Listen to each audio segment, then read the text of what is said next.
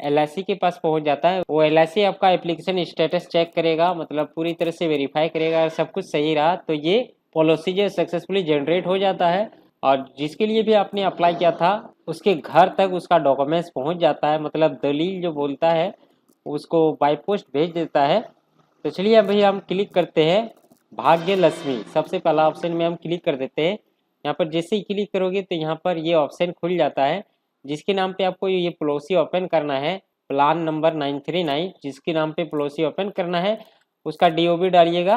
फिर यहाँ आपको बताना है कि ये हैंडीकैप है या नहीं है, अगर नहीं है तो नो कर दो, अगर है तो यस करोगे। फिर यहाँ देखो जेंडर का ऑप्शन है, जेंडर में आपको सेलेक्ट कर लेना है मेल। अगर आप फीमेल सेलेक्ट करोगे तो यहाँ साफ साफ बता के रखा है, लेफ्ट साइड में देखोगे, सॉरी राइट साइड में सबसे पहले बताया जा रहा है कि डीओबी डालो, फिर जेंडर सेलेक्ट करो, फिर टर्म सेलेक्ट करो, मतलब कितने साल के लिए ओपन करना चाहते हो, 5 साल या फिर 10 साल या 13 साल। फिर उसका प्लान का अमाउंट सेलेक्ट करो कि कितना आपको पेमेंट करना है, सालाना देना है या मंथली देना है या फिर क्वार्टरली देना है, वो सेलेक्ट करो। तो यहाँ पर लिखा गया है, तो भाग्य लक्ष्मी से, तो भाग्य लक्ष्मी में देखोगे 20,000 से कम नहीं है और 50,000 से ज़्यादा इसमें नहीं है, मतलब सालाना भी दे सकते हो या फिर मंथली भी या फिर ऑन टाइम भी दे सकते हो।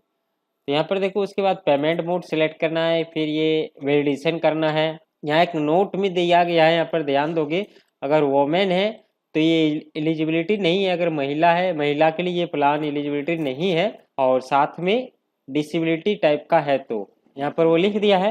तो चलिए यहाँ डीओबी डाल देते हैं सबसे पहले, फिर ये फटाफट भर लेते हैं और आगे चलते हैं, आगे देखते हैं यहाँ पर क्या दिखाई देता है आगे चल के। मैं फर्स्ट टाइम इसे फिलअप कर रहा हूँ, आप भी लास्ट तक जरूर देखिएगा वीडियो, क्योंकि हो सकता है आने वाले टाइम में ये सर्विस जो है अच्छा चलना स्टार्ट हो जाए और इसमें आपका कमीशन भी ठीक ठाक रखा गया है। तो कमीशन भी बता देंगे इसमें कमीशन कितना देगा आपको। तो यहाँ देखिए डीओबी सेलेक्ट कर दिए हैं, मेल सेलेक्ट कर दिए हैं, यहाँ टर्म 5 साल कर देते हैं, यहाँ 20,000 बिठा देते हैं, यहाँ हम कर देते हैं कि ईयरली देंगे 20,000। फिर वैलिडेट में क्लिक करते हैं। वैलिडेट में जैसे ही क्लिक करोगे ये इस तरह का ऑप्शन आ जाएगा। तो यहाँ पर देखो ये बता रहा है कि एज 31 साल हुआ है, जीएसटी नहीं लग रहा है, लेकिन यहाँ देखिए प्रीमियम जो बन रहा है 2,542 रुपया का, अमाउंट कलेक्ट 2,542 रुपया। अब यहाँ देखिए एज बता रहा है कि 31 साल हो चुका है जिसका आपने डीओबी डाला। फिर वैलिडेट में क्लिक करते हैं, वैलिडेट में फिर से आपको क्लिक करना पड़ेगा। फिर ये फॉर्म आपके पास खुल के आ जाता है। फॉर्म देखने में बहुत लंबा लगता है लेकिन उतना खास है नहीं। चलिए हम आपको बता देते हैं स्टेप बाय स्टेप, हालांकि यहाँ पर ऑप्शन दिया गया, आप चाहो तो पढ़ सकते हो। ये फॉर्म फिलअप करने में ज़्यादा दिक्कत नहीं होगा क्योंकि यहाँ साफ साफ लिख दिया है आपको राइट साइड में। तो सबसे पहले आप अपना नाम भरिए, मतलब जिसके नाम पे पॉलिसी ओपन करना है, first name, middle name, last name, फिर मोबाइल नंबर, फिर ईमेल आईडी देना होगा, फादर नाम देना होगा। फिर यहाँ पर देखिए परमानेंट एड्रेस है, यहाँ पर एड्रेस डालिए 1 2 3 4, ये तीनों मैंडेटरी है, तीनों में सॉरी चारों में आपको फिलअप करना ही पड़ेगा। फिर रेसिडेंट एड्रेस भरना पड़ेगा। फिर एज प्रूफ देखिए, एज प्रूफ के लिए क्या दे सकते हो, स्कूल सर्टिफिकेट वगैरह है, पैन कार्ड है, आधार कार्ड देखते हैं, Aadhaar card with full DOB, Aadhaar card अगर है, आधार कार्ड दोगे तो फुल डीओबी होना चाहिए। जैसे कि किसी किसी का आधार कार्ड में सिर्फ ईयर होता है तो वो वाला नहीं चलेगा, यहाँ वही बता दिया है। तो पैन कार्ड सेलेक्ट कर देते हैं। फिर यहाँ आइडेंटिटी प्रूफ बता रहा है, आइडेंटिटी प्रूफ में पैन कार्ड दे सकते हो, आधार कार्ड सेलेक्ट कर देते हैं यहाँ। फिर यहाँ ऑक्यूपेशन बता रहा है, मतलब क्या काम करता है, मेजर स्टूडेंट है या फिर सेल्फ एम्प्लॉयड है या फिर गवर्नमेंट एम्प्लॉयड है, वो आपको बता देना है। तो चलिए सेल्फ एम्प्लॉयड विथ टैक्स कर देते हैं। और यहाँ नेचर ड्यूटी, किस तरह किस प्रकार का काम करता है, बिजनेस है या फिर सर्विस, कुछ सर्विस करता है या पुलिस सर्विस है। तो चलिए हम बिजनेस सेलेक्ट कर देते हैं। फिर यहाँ देखिए प्रीव्यू पॉलिसी, अगर एलआईसी में कोई और पॉलिसी इसका है तो उसका डिटेल्स डाल सकते हो, हालांकि ये मैंडेटरी नहीं है, ऑप्शनल है, इसे छोड़ भी सकते हो। फिर यहाँ ऐड का ऑप्शन है, अगर दूसरा कुछ पॉलिसी चला रहा है तो वो भी ऐड कर सकते हो। फिर यहाँ नॉमिनी डिटेल्स आपको देना है, यहाँ पर देखो नॉमिनी सेलेक्ट करके नॉमिनी का पूरा डिटेल्स डाल देना है, रिलेशनशिप बता देना है कि फादर है, मदर है, वाइफ है, हस्बैंड है या डॉटर है या ब्रदर है या सिस्टर है या अदर है, तो ये बता देना है। फिर उसका एड्रेस दे देना है। फिर एड नॉमिनी का फिर से ऑप्शन है। फिर यहाँ देखिए नीचे एक ऑप्शन है, तो यहाँ आपको नो कर देना है। फिर यहाँ देखिए हेल्थ डिटेल्स, हेल्थ डिटेल्स आपको बताना है, या सही से पढ़ लीजिएगा कि जिसके नाम पे आप पॉलिसी कर रहे हो उसका हेल्थ मतलब अभी का स्थिति में क्या है, आप यस नो कर दीजिएगा। फिर यहाँ देखिए बैंक डिटेल्स, जिसके नाम पे आप ये पॉलिसी ओपन कर रहे हो उसका बैंक डिटेल्स देना है सही तरीके से, सेविंग अकाउंट है या करेंट अकाउंट है वो सिलेक्ट कर देना है। फिर यार देखिए एजेंट कंपटीशन रिपोर्ट यहाँ पर आपको बताना है, फिर आपको गुड कर देना है। तो चलिए ये डिटेल्स हम फटाफट सब कुछ डाल लेते हैं और आगे चलते हैं, आगे देखते हैं क्या बता रहा है आगे चल के, और कितना बैलेंस पेमेंट करने के लिए बता रहा है। चलिए हम ये फटाफट भर लेते हैं।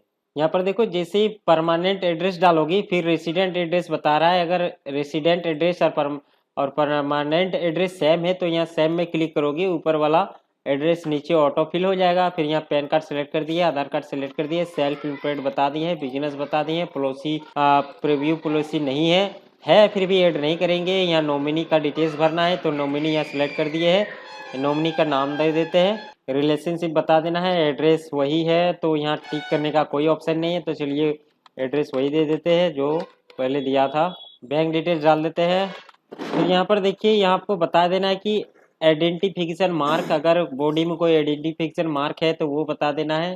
तो चलिए यहाँ वो भी बता देते हैं।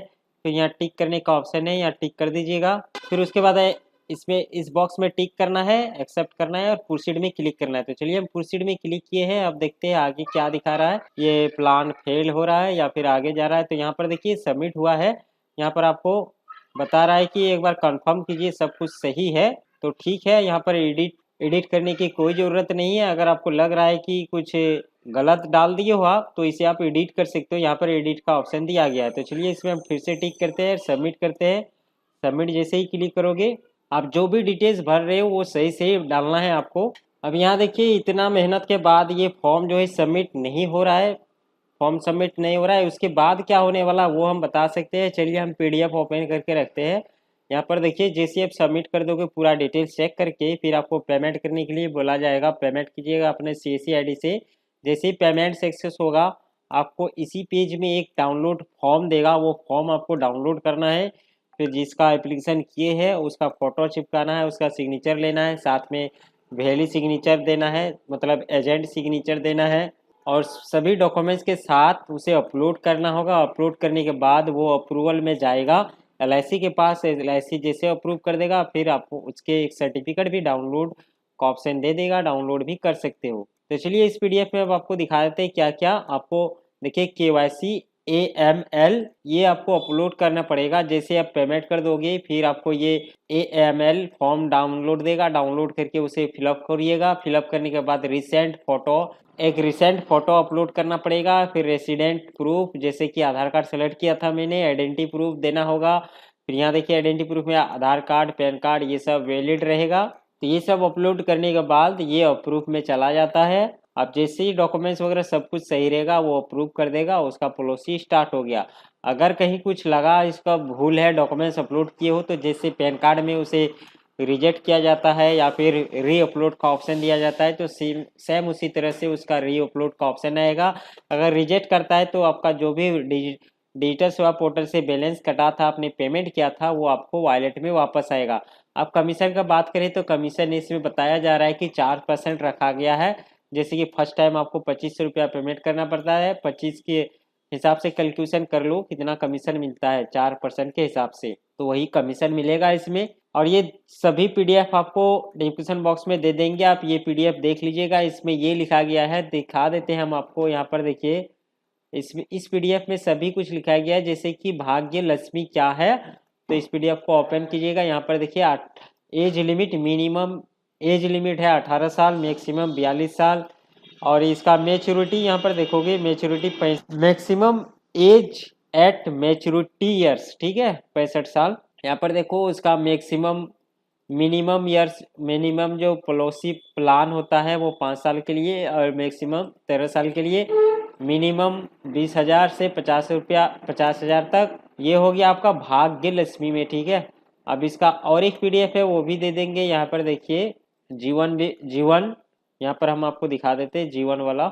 ये यहाँ पर देखो जीवन मंगल, ये पीडीएफ भी आपको दे देंगे। ये पीडीएफ भी आप देख लीजिएगा। ये रहा, दोनों पीडीएफ ओपन है।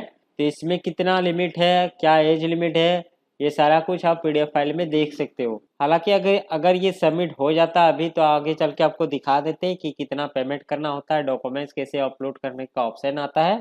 तो उम्मीद करता हूँ इस वीडियो में आपको जानकारी मिल गया होगा कि सीएससी में जो एक नया सर्विस लाइव हुआ है LIC माइक्रो इंश्योरेंस, इसमें कैसे काम करना है, क्या कमीशन मिलेगा। तो मिलते हैं फिर एक नई वीडियो में नेगेटिव के साथ, तब तक के लिए टाटा एंड गुड बाय।